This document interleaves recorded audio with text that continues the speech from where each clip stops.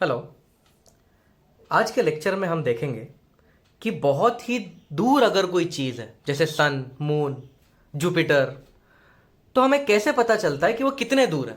हमें कैसे पता चलता है अर्थ से लेके सन का डिस्टेंस क्या है, अर्थ से लेके मून का डिस्टेंस क्या है। तो लेट अस सी। तो उस चीज़ को समझने के लिए सबसे पहले हमें कुछ चीज़ें समझनी पड़ेंगी, मैथमेटिकल चीज़ें। Different units to measure angle. अब तक हम एंगल मेजर कर रहे थे डिग्रीज में, और आपने पिछले वीडियोस में सीखा एंगल को रेडियन में कैसे मेजर करते हैं। लेकिन और भी अलग अलग यूनिट्स होती हैं जिसमें एंगल को मेजर किया जाता है। एंगल को मिनट में भी मेजर कर सकते हैं और एंगल को सेकंड में भी मेजर कर सकते हैं। ये वो टाइम वाला मिनट नहीं है, ध्यान रहे, ये टाइम वाला मिनट नहीं है, ये टाइम वाला सेकंड नहीं है। This minute is for angle and this second is for angle. अगर 1 डिग्री के 60 टुकड़े किए जाए, 60, if 1 degree is divided in 60 parts, then one small छोटू सा पार्ट जो हमें मिलेगा उसे 1 मिनट बोलते हैं। 1 मिनट को इस तरह से रिप्रेजेंट किया जाता है, 1 और ऊपर एक इस तरह से लाइन बनाई जाती है, 1 minute. So 1 minute is 1/60 of A degree. 1 degree के 60 हिस्से करने के बाद जो छोटू सा एंगल मिलेगा उसे 1 मिनट कहते हैं। तो 1 सेकंड किसे कहते हैं? अगर 1 मिनट के 60 टुकड़े कर दिए जाए तो एक छोटे से पीस को बोलेंगे 1 second. So 1/60th of a minute is equal to 1 second. Second के लिए यहां पे ऊपर 2 ऐसे डैश मारते हैं, ओके। यानी कि 1 डिग्री में 60 मिनट होते हैं और 1 मिनट में 60 सेकंड होते हैं। यह भी लिख देता हूं आपके लिए, 1 डिग्री में 60 मिनट और 1 मिनट में 60 सेकंड। तो अगर आपको डिग्री में चाहिए, the angle in degree, angle in degree is given by angle in minute divide by 60, या angle in degree is also given by angle in second divide by 3600। Basic 5th standard के derivation से ये आ जाता है। What is 1 degree? Angle in degree is given by angle in minute divide by 60, and angle in degree is also given by angle in second divide by 3600। तो अब देखते हैं वो इतने बड़े बड़े डिस्टेंसेस हम कैसे मेजर कर लेते हैं। तो टू मेजर लार्ज डिस्टेंसेस, ऐसे बड़े बड़े डिस्टेंस को मेजर करने के लिए हम पैरेलैक्स मेथड का यूज करते हैं। अब मैं आपको बताता हूं पैरेलैक्स मेथड क्या होता है। सबसे पहले अपने राइट हैंड को, सीधे हाथ को ऊपर उठाओ, अपने राइट हैंड को ऊपर उठाओ और ऐसा थंब बाहर निकाल के ऊपर उठाओ। ऐसा थंब बाहर होना चाहिए आपका। अपने राइट हैंड को ऊपर उठाओ और थंब बाहर रखो अपना। अब अपनी कोई भी एक आंख बंद करके उस थंब को देखो। आपको जो राइट हैंड होना चाहिए वो एकदम स्ट्रेच होना चाहिए। जैसे हम प्लेज पढ़ते हैं ना, जब इंडिया इज माय कंट्री, जब हम ये प्लेज पढ़ते हैं तब हमारा राइट हैंड कैसे एकदम स्ट्रेट रहता है, वैसे ही उसको स्ट्रेट रखो, एकदम सीधा रखो अपने राइट हैंड को। अब कोई भी एक आंख बंद कर लो और अपने थंब को देखो। आपको आपका थंब दिखाई दे रहा होगा और थंब के पीछे एक बैकग्राउंड है। थंब के पीछे कुछ ना कुछ तो होगा ना। हो सकता है आप अपने थंब के पीछे दीवार हो आपके, या थंब के पीछे बेड रखा हो, या कुछ तो होगा आपके थंब के पीछे। तो आपको आपका थंब दिख रहा है और थंब के पीछे हो सकता है कुछ दीवार है या कोई बेड है या कर्टन, पर्दा, कुछ तो है। तो थंब ऑब्जेक्ट है और थंब के पीछे जो चीज है उसको बैकग्राउंड बोलते हैं। अब आप क्या करो, राइट हैंड को बिल्कुल मत हिलाओ। जो आंख खुली थी उसको बंद कर दो और जो आंख बंद थी उसको खोल दो। आपको ऐसा लगेगा कि जो पीछे का बैकग्राउंड है वो चेंज हो गया। आप बार बार अपनी आंखों को बंद चालू बंद चालू, एक कभी राइट आंख खोलो कभी लेफ्ट आंख खोलो, ऐसे बार बार करके देखो। आपको ऐसा लगेगा जैसे पीछे का बैकग्राउंड चेंज हो रहा है। तो पीछे का बैकग्राउंड चेंज नहीं हो रहा है, चेंज तो हो रही है आपकी देखने की जगह। पहले आप राइट आंख से देख रहे थे, फिर लेफ्ट आंख से देखने लगे। तो पैरेलैक्स क्या है? Parallax is the apparent shift of the background apparent मतलब हमें ऐसा लगता है, अपीयर होता है, फील होता है, हमें ऐसा फील होता है कि बैकग्राउंड शिफ्ट हो रहा है। बैकग्राउंड शिफ्ट नहीं हो रहा है, शिफ्ट क्या हो रहा है? Observation point. पहले हम राइट आई से ऑब्जर्व कर रहे थे, फिर लेफ्ट आई से ऑब्जर्व करने लगे। तो ऑब्जर्वेशन पॉइंट चेंज जब होता है, जब ऑब्जर्वेशन का पॉइंट चेंज हो जाता है, तो हमें फील होता है कि बैकग्राउंड चेंज हो गया। इसी को पैरालैक्स बोलते हैं। So what is parallax? It is the apparent shift of background when the observation point changes.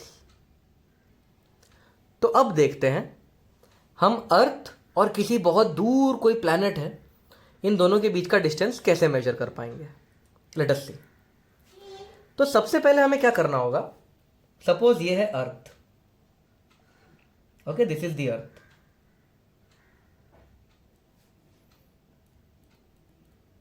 और यहां बहुत दूर कोई प्लैनेट है, हो सकता है ये मार्स है, ये सन भी हो सकता है, ये जुपिटर भी हो सकता है, प्लूटो, कुछ भी हो सकता है। Okay, this is a planet. Sun भी हो सकता है, पर फिलहाल मैं प्लैनेट लिख रहा हूं। मून भी हो सकता है, पर अर्थ से काफी दूर है ये। अब हम क्या करेंगे? Now we will select 2 points on earth. तो पहला पॉइंट ये, दूसरा पॉइंट ये। हमने 2 पॉइंट सिलेक्ट कर लिया। अब हम इस पहले पॉइंट से इस प्लैनेट को ऑब्जर्व करेंगे from this. Of course telescope लगेगा, ऐसे नेकेड आई से तो नहीं हो सकता। इस पहले पॉइंट से हम इस प्लैनेट को देखेंगे। ओके, ऑफ कोर्स ये टेलीस्कोप को हम ऐसा रखेंगे और ये एंगल हमें पता है, क्योंकि टेलीस्कोप हमारे पास में है, हम ये एंगल माप सकते हैं। We can measure this angle with the help of protractor. Of course it's easy to measure this. फिर जो दूसरा पॉइंट है, वहां से भी हम इस प्लैनेट को ऑब्जर्व करेंगे। हमें ये एंगल भी ऑफ कोर्स पता चल जाएगा। तो अब देखो एक ट्रायंगल बन गया है। ये एंगल पता है, ये एंगल पता है, तो ऑफ कोर्स ये एंगल भी पता चल जाएगा। Let this angle be theta. Sum of angles of a triangle 180 होता है ना, तो अगर 2 एंगल पता है तो तीसरा एंगल तो बच्चा भी निकाल सकता है, 7वीं का बच्चा भी निकाल सकता है। तो हमें यह एंगल पता है थीटा। अब हम क्या करेंगे? प्लैनेट को मान लेंगे centre of a circle. Okay, planet को क्या अज्यूम करेंगे? Let planet be centre of a circle. Centre of a circle. Okay, तो प्लैनेट को सेंटर बना देंगे और ये जो 2 चीजें दिख रही हैं आपको, इसको बना देंगे रेडियस। इसको नाम मैंने डी दिया है, पर डी रेडियस है। और डी क्या है? D is the distance between this planet and earth. D क्या है? अर्थ और इस प्लैनेट का distance. D is the distance between planet and earth. और इस डी को मैं रेडियस भी बना दूंगा। ओके, पेशेंस से देखो क्या चल रहा है। इसको बनाया सेंटर, ये बनाया रेडियस। अब बनाते हैं सर्कल, ये बनेगा सर्कल।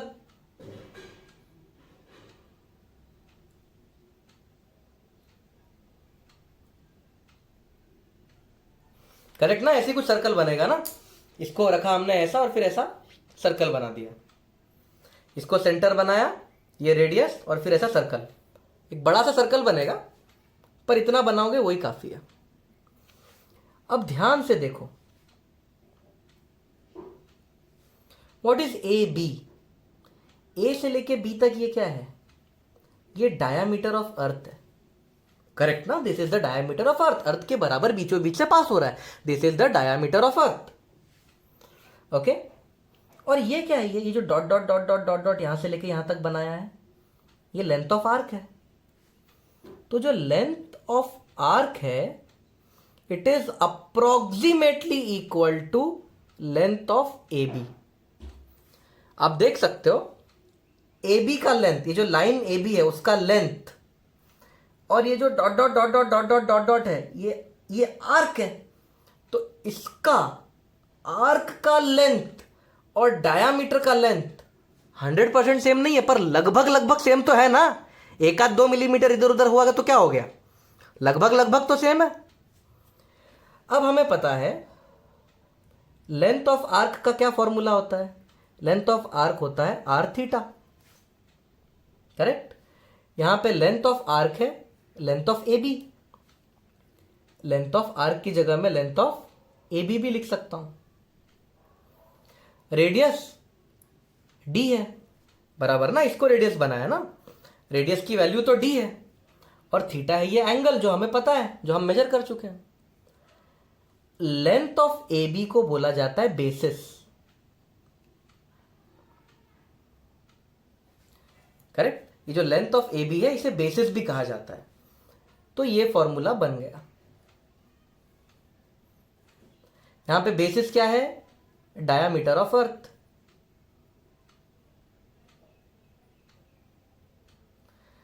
थीटा क्या है, ये एंगल।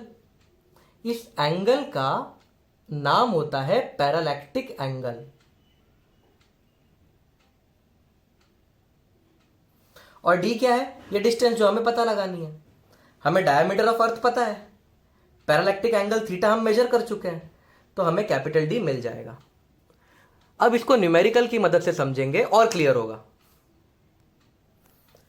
तो अभी अभी जो कंसेप्ट हमने सीखा उसका इस्तेमाल करते हैं। क्वेश्चन दिया है, parallax of A planet from earth is 2 minutes. कोई प्लैनेट होगा, उसका पैरालैक्स का एंगल कितना है, 2 मिनट। रेडियस ऑफ अर्थ दिया है 6400 kilometre. Find distance of the planet from earth. अब इसको एकदम स्टार्टिंग से देखते हैं कैसे सॉल्व करना है। तो तरीका क्या होता है, यह है अर्थ, यह है प्लैनेट, यह है 2 ऑब्जर्वेशन पॉइंट्स। पहले यहां से प्लैनेट को देखना है, ये प्लैनेट है, पहले यहां से प्लैनेट को देखना है, फिर प्लैनेट से, फिर यहां से भी प्लैनेट को देखना है। यही तरीका है ना। ये इसे बेसिस कहते हैं, ओके, या इसे लेंथ ऑफ आर्क भी कह सकते हैं, और ये एंगल है थीटा। अब देखते हैं दिया क्या है। ये जो पैरालैक्स का एंगल है वो 2 मिनट है। सो थीटा की वैल्यू हमें पता है 2 मिनट्स। लेकिन प्रॉब्लम ये है कि ये जो हमने फॉर्मूला पढ़ा था, length of arc equal to R theta, ये जो हम फॉर्मूला पढ़ चुके हैं, इसमें जो थीटा होता है वो रेडियन में होना चाहिए। याद रखना, इस फॉर्मूला में theta should be in radian compulsory. तो basis equal to D theta, इस फॉर्मूला में जो थीटा है वो रेडियन में ही होना चाहिए, कंपल्सरी है ये। यहां पे प्रॉब्लम ये है कि हमारा थीटा मिनट्स में है, तो सबसे पहले हमें इसको डिग्री में कन्वर्ट करना पड़ेगा। तो मिनट को अगर डिग्री में कन्वर्ट करना है तो 60 से डिवाइड करना पड़ेगा। तो 2 मिनट मतलब इतना डिग्री, लेकिन डिग्री भी काम का नहीं है, अपने को चाहिए रेडियन। तो डिग्री में अगर मैं π/180 का मल्टीप्लीकेशन कर दूं तो ये रेडियन बन जाता है। तो मुझे थीटा का वैल्यू मिल गया। थीटा का वैल्यू है 2/60 इंटू π/180 रेडियन। अब मुझे पता है length of arc equal to R theta, radian के लेक्चर में सीखा था। लेंथ ऑफ आर्क और डायमीटर ऑफ अर्थ लगभग लगभग एक है, तो लेंथ ऑफ आर्क की जगह में डायमीटर ऑफ अर्थ लिख देता हूं। आर मतलब रेडियस, रेडियस तो ये डी होता है, और थीटा का वैल्यू पता है 2π/60 इंटू 180। रेडियस ऑफ अर्थ दिया है 6400। अगर अर्थ का रेडियस पता है तो अर्थ का डायमीटर भी पता चल जाएगा। डायमीटर हो जाएगा 2 × 6400 किलोमीटर। यहां से काट देता हूं, 2 1 ज़ा 2 30 ज़ा π/30 × 180। देयरफॉर डी का वैल्यू हो जाएगा 2 × 6400 × 30 × 180 डिवाइडेड बाय पाई। इसको सॉल्व करेंगे तो डी का वैल्यू आएगा, D is equal to 22012,738.8 kilometre. अब चिल्ड्रन एक और बात ध्यान से सुनो, ये एग्जैक्ट कैलकुलेशन करने की कोई जरूरत नहीं है, ठीक है। अगर आप ये आंसर भी लिखोगे, यहां पे डेसिमल को मैं यहां शिफ्ट कर देता हूं, 1 2 3 4 5 6 7 से शिफ्ट किया है, सिर्फ 2.2 लिख दोगे और ये बाकी सबको आप अप्रोक्सीमेट कर दो, और डेसिमल को 7 प्लेस शिफ्ट किया इसलिए 10⁻7 लिख दो। सिर्फ इतना लिखोगे तो भी चलेगा। ये 2 2 0 1 2 7 3 8 8 इतना परफेक्ट कैलकुलेशन करने की जरूरत नहीं है, इसको अप्रोक्सीमेट करके आप ये लिख सकते हो। So this is the distance between earth and that planet, 2.2 × 10⁻7 kilometre. बिल्कुल भी है ना एक एक डिजिट निकालने की जरूरत नहीं है। स्टार्टिंग के 2-3 डिजिट आ गए, उसके बाद 10 के पावर में आंसर लिख दो तो भी चलेगा। नेक्स्ट क्वेश्चन, मून का angle of parallax 1 degree 54 minute है, तो अर्थ और मून के बीच में कितना डिस्टेंस हुआ। तो इस क्वेश्चन में आपको एक चीज याद रखनी पड़ेगी, रेडियस ऑफ अर्थ आपको याद रखना पड़ेगा। रेडियस ऑफ अर्थ होता है 6400 किलोमीटर। क्वेश्चन में दिया नहीं है पर आपको याद होना चाहिए। तो देखते हैं कैसे करना है इस क्वेश्चन को। तो ये है अर्थ, ये है मून। पहले यहां से हम मून को देखेंगे, फिर यहां से मून को देखेंगे, और ये एंगल जो थीटा एंगल है उसकी वैल्यू दी है 1 डिग्री 54 मिनट्स। फिर डी इज द डिस्टेंस, और यहां से हम आर्क बनाएंगे। ओके, अब सबसे बड़ा प्रॉब्लम है ये एंगल। एंगल होना चाहिए रेडियन में, पर ये दिया है डिग्री में, कन्वर्ट करना पड़ेगा। तो जो थीटा की वैल्यू दी है वो है 1 डिग्री 54 मिनट। इसको ऐसा लिख सकते हैं, 1 डिग्री प्लस 54 मिनट। ये है थीटा की वैल्यू, 1 डिग्री और 54 मिनट और, तो इसको ऐसा लिख सकते हैं 1 डिग्री प्लस, अब मिनट को अगर डिग्री बनाना है तो डिवाइड बाय 60, तो इसको मैंने 60 से डिवाइड कर दिया, तो ये हो जाएगा 6 9 ज़ा 6 10 ज़ा 1 डिग्री प्लस 0.9 डिग्री। इसको सॉल्व करो, ये 9 ज़ा 10 ज़ा, तो ये हो जाएगा 1.9 डिग्री। ऑफ कोर्स हमें डिग्री में कैलकुलेशन नहीं चाहिए, हमें तो रेडियन चाहिए।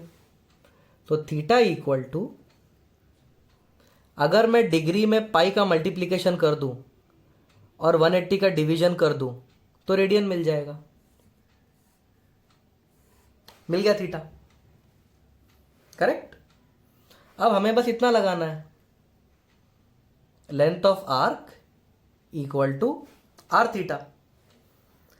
लेंथ ऑफ आर्क और रेडियस ऑफ अर्थ लगभग सेम है, तो length, sorry diameter of earth, I am really sorry, length of arc और डायमीटर ऑफ अर्थ लगभग सेम है, तो लेंथ ऑफ आर्क की जगह मैं डायमीटर ऑफ अर्थ लिख सकता हूं। तो लेंथ ऑफ आर्क को हम डायमीटर ऑफ अर्थ लिख सकते हैं। यहां पे रेडियस क्या है, रेडियस है ये डी, और थीटा की वैल्यू पता है 1.9 × π/180। रेडियस ऑफ अर्थ आपको याद होना चाहिए 6400 किलोमीटर, तो डायमीटर ऑफ द अर्थ हो जाएगा 2 टाइम्स 6400 किलोमीटर। 180 को इधर पहुंचा देते हैं अपॉन 1.9, और पाई की वैल्यू 22/7 होती है, तो बाई 7 यहां नीचे लिखने की जगह ऊपर मल्टीप्लाई कर सकते हैं। तो इसको सॉल्व करेंगे तो distance between earth and moon मिल जाएगा। इसको सॉल्व करेंगे तो आएगा 3.86 इंटू 10⁵ किलोमीटर। मैंने पहले कहा था एग्जैक्ट कैलकुलेशन करने की जरूरत नहीं है, कैलकुलेट रफ करेंगे तो भी चलेगा। So this is the answer 3.86 into 10⁵ kilometre. तो अब तक हमने देखा किसी भी प्लैनेट का और अर्थ के बीच का डिस्टेंस कैसे निकालते हैं। लेकिन अगर हमें सन का डायमीटर मेजर करना हो तो हम क्या करेंगे? How to measure diameter of sun, how to measure diameter of moon? उसके लिए भी मेथड सेम ही है, द मेथड इज सेम, बस थोड़ा सा क्या बोलते हैं टेक्निक में थोड़ा सा चेंज है, बस और कुछ नहीं। तो method to find diameter of planet, तो सपोज ये अर्थ है, this is earth. Of course earth का डायमीटर पता है, अर्थ का डायमीटर नहीं निकालना है, किसी प्लैनेट का डायमीटर निकालना है। और यहां पे सपोज सन है, मुझे पता है सन बहुत बड़ा होता है अर्थ से, यहां पे बहुत दूर है इसीलिए मैंने थोड़ा छोटा बनाया है। तो अब हम क्या करेंगे, यहां पे ऑब्जर्वेशन पॉइंट है, ओके। तो this is the observation point. पहले हम सन को यहां से ऑब्जर्व करेंगे और सन के इस एंड को ऑब्जर्व करेंगे। तो यहां से सन के इस एंड को ऑब्जर्व करना है, फिर यहीं से सन के इस एंड को ऑब्जर्व करना है, ओके। ऑफ कोर्स ये डायरेक्ट ऑब्जर्व नहीं कर सकते सन को, स्पेशल फिल्टर्स लगते हैं, डायरेक्ट ऑब्जर्व करेंगे तो आंखें फूट जाएंगी हमारी। सो स्पेशल फिल्टर और स्पेशल टेलीस्कोप्स की मदद से पहले सन के इस एंड को ऑब्जर्व करना है, फिर सन के इस एंड को ऑब्जर्व करना है। देखो ये टेलीस्कोप तो हमने मूव किया ना, यहां से लेके यहां तक टेलीस्कोप हमने मूव किया, तो हमें पता है हमने कितना टेलीस्कोप मूव किया। ये एंगल थीटा हमें पता है। इस एंगल थीटा को एंगुलर डायामीटर कहते हैं। इसे कहे कुछ भी क्या फर्क पड़ता है तो ये एंगल ही, चाहे इसको एंगुलर डायमीटर कहूं चाहे एंगल कहूं, फर्क क्या पड़ता है तो एंगल। तो ये एंगल हमें पता है, और ये क्या है, ये diameter of sun, okay, this is diameter of sun. तो यहां पे ये सेंटर की तरह काम करेगा। ये कैपिटल डी यहां से लेके यहां तक distance, distance between earth and sun. तो अब हम इसको सेंटर बनाएंगे, ये है रेडियस और ये बनेगा सर्कल। तो आप देख सकते हो ये जो लेंथ ऑफ आर्क है और डायमीटर ऑफ सन है वो लगभग लगभग एक जैसे हैं। सो हमें पता है length of arc equal to R theta, पर लेंथ ऑफ आर्क तो इस केस में डायमीटर ऑफ सन की तरह बिहेव कर रहा है। आर की वैल्यू है डी और थीटा, तो हमें थीटा पता है और डी पता है, डायमीटर ऑफ सन मिल जाएगा। एक एग्जांपल की मदद से देखते हैं कैसे। सन का एंगुलर डायमीटर दिया है, distance between earth and sun दिया है, सन का डायमीटर ढूंढना है। तो सन का डायमीटर ढूंढने की टेक्निक, ये अर्थ, ये सन, ये ऑब्जर्वेशन पॉइंट, यहां से देखो फिर यहां से देखो, ये एंगल थीटा हमें पता है 1920 सेकेंड्स। ये डिस्टेंस भी हमें पता है 1.496 इंटू 10⁻11। तो हमें थीटा का वैल्यू पता है 1920 सेकेंड्स। पर हम कभी सेकेंड्स में कैलकुलेशन नहीं करते, तो सबसे पहले मैं इसको डिग्री में कन्वर्ट करूंगा। सेकेंड्स को डिग्री बनाना है तो डिवाइड बाय 3600, इतना डिग्री हो गया। अगर मैं इसको पाई बाई 180 से मल्टीप्लाई कर दूं तो मुझे रेडियन मिल जाएगा।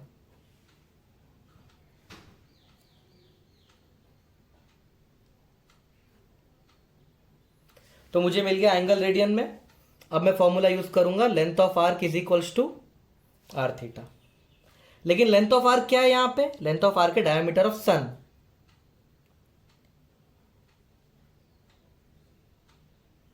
आर क्या है, इस इमेजिनरी सर्कल का रेडियस। या ये distance between earth and sun दिया हुआ है हमें 1.496 इंटू 10⁻11 और थीटा की वैल्यू मिली है 1920 into pi divided by 3600 into 180। इसको सॉल्व करेंगे तो डायमीटर ऑफ सन मिल जाएगा। इसको सॉल्व करेंगे तो आएगा इसका answer 1.39 into 10⁻6 kilometre. So this is the diameter of sun.